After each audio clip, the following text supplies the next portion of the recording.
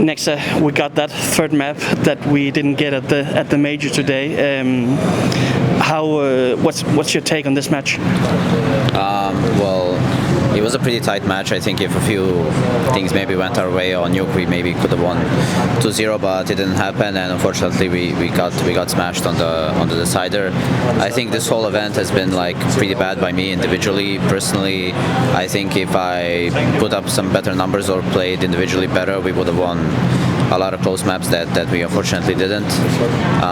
It's just something for me to reflect on and try to improve for the next season. I think we grew up in the tournament. Like our first game against NIP was like pretty terrible. Then the one against Vitality, slightly better, but still pretty bad. And I think we gave up a pretty good fight on the first two maps today against Navi. And this was actually, that Inferno is the first map we ever won against Navi on land. So maybe that's kind of the bright side if you want to look at it that way. And on Mirage, I think we just, like, the whole series, even yesterday against Vitality, we didn't win a single pistol round. We could never break them with the force buy. Like, we could never gain any momentum early. We were always playing with our like one step behind our opponent, and they were always gaining the momentum and having like early leads, and we were always trying to catch up, and eventually they just rolled over us. This was the last event of the year. How would you summarize your 2021? Honestly, I think considering all the circumstances that we had, our 2021 has been pretty solid. Apart from this event, I think we had multiple top 4 finishes, a lot of grand finals as well that we lost to Navi.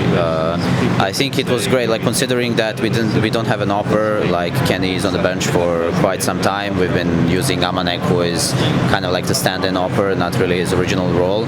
We were swapping around, changing things throughout the whole year, but somehow we still managed to keep ourselves in this like top 4, top 5 ranking all the time and be consistent at lands. If anything, at least at lands we were super consistent throughout the whole year, apart from this one. And like there are some things we can work out and do better for the next season. And honestly, there are, like, we have NiKo, we have Hunter. Those are the players who can win championships, like who can win titles. They just need a little bit of help. Do you think you need a dedicated over to make that last push next year?